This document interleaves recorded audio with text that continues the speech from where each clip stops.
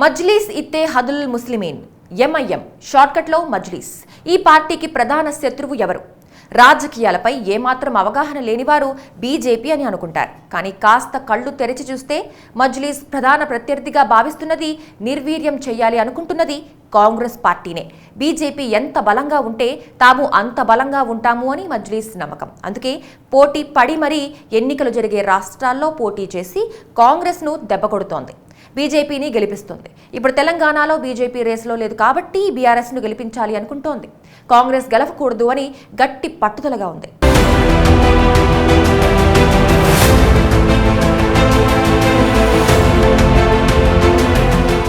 తెలంగాణతో పాటు మరో 5 రాష్ట్రాల్లో ఎన్నికలు జరుగుతున్నాయి.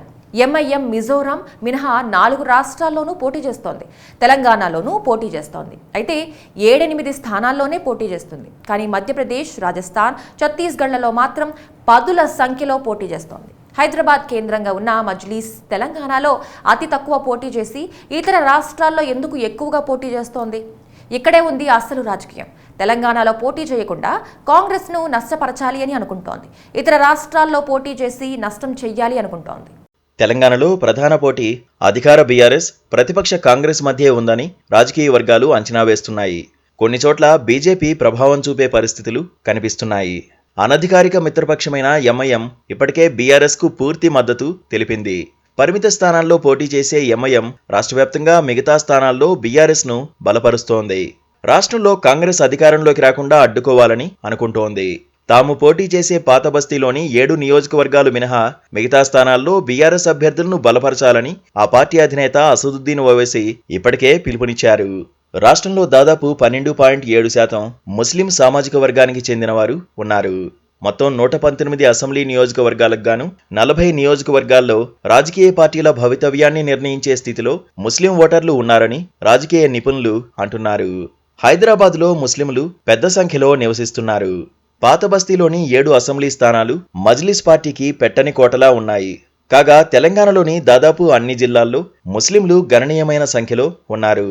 హైదరాబాద్, రంగారెడ్డి, మహబూబ్ నగర్, నల్గొండ, మెదక్, నిజామాబాద్, కరీంనగర్ జిల్లాల్లో ముస్లింలు అధికంగా ఉన్నారు. తెలంగాణ సామాజిక అభివృద్ధి నివేదిక 2017 ప్రకారం హైదరాబాద్లోనే 1.73 మిలియన్ల మంది ముస్లింలు నివసిస్తున్నారు.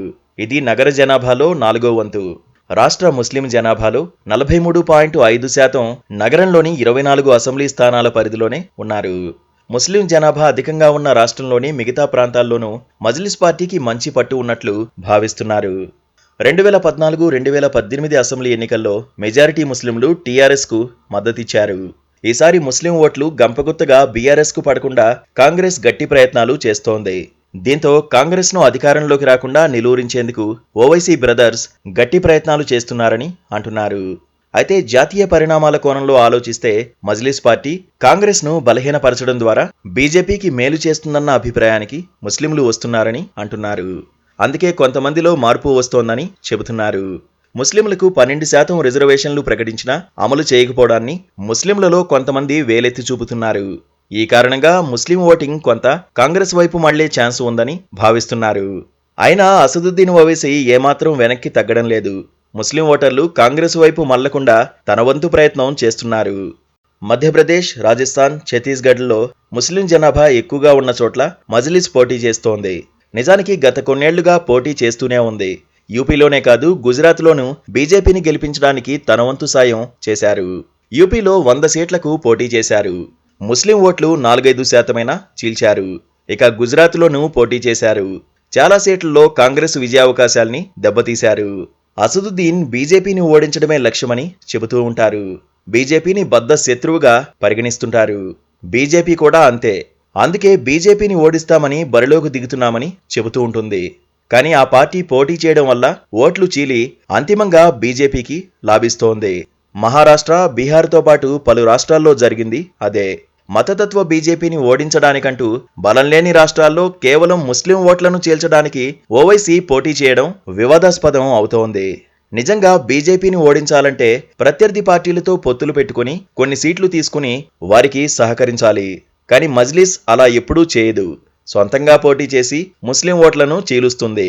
ముస్లింలు ఎంఐఎంకు ఓటేస్తే బీజేపీకి నష్టం ఉండదు. ప్రత్యర్థుల ఓట్లే చీలుతాయి. బీహార్ అసెంబ్లీ ఎన్నికల్లో ఎంఐఎం పోటీ చేసిన అనేక స్థానాల్లో బీజేపీ అభ్యర్థులు స్వల్ప తేడాతో గెలుపొందారు.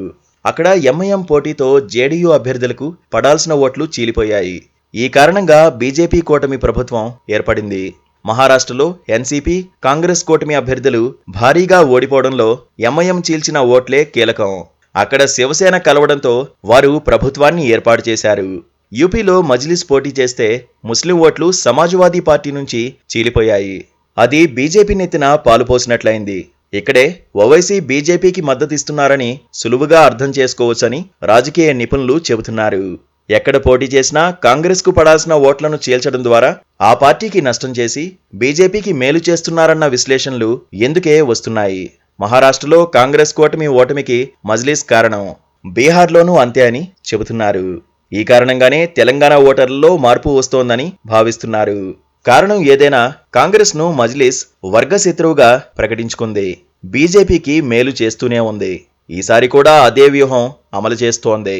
కాంగ్రెస్ పార్టీకి ముస్లింలు మద్దతుదారులుగా ఉన్నారు. కారణం ఏదైనా వారు చాలా రాష్ట్రాల్లో ప్రాంతీయ పార్టీల వైపు మళ్లారు. అయినా బీజేపీకి వ్యతిరేకంగా కాంగ్రెస్కు మద్దతిచ్చేందుకు ఆ వర్గం రెడీగా ఉంటుంది. బెంగాల్లో తృణమూల్ను ఓడించడానికి ముస్లిం ఓటర్లను మమతా బెనర్జీ పార్టీకి కాకుండా చేసి బీజేపీని గెలిపించేందుకు అసదుద్దీన్ ప్రయత్నించారు. కానీ అక్కడి ముస్లిం ఓటర్లు మజ్లిస్ను పట్టించుకోలేదు. తర్వాత కొన్ని రాష్ట్రాల్లో అలాంటి ఫలితాలే వచ్చాయి. అందుకే ఈసారి కూడా ముస్లిం ఓటర్లు చైతన్యవంతులయ్యారని, ఓవైసీ మాటలు వినరని చెబుతున్నారు. అది ఎంతవరకు నిజమో కానీ ఓవైసీ మాత్రం కాంగ్రెస్ గెలవకూడదన్న పట్టుదలకు పోతున్నారు. రాజకీయం అంటే మనం ప్రత్యర్థి బలంగా ఉంటే మనం కూడా బలంగా ఉంటాం. ఏ ప్రత్యర్థి ఉంటే మనకు బలం ఉంటుందో ఆ ప్రత్యర్థిని కూడా కాపాడుకోవాలి. మజ్లిస్ అదే చేస్తోంది. అందుకే పాత బస్తీలో మరో పార్టీ అడుగు పెట్టడం లేదు.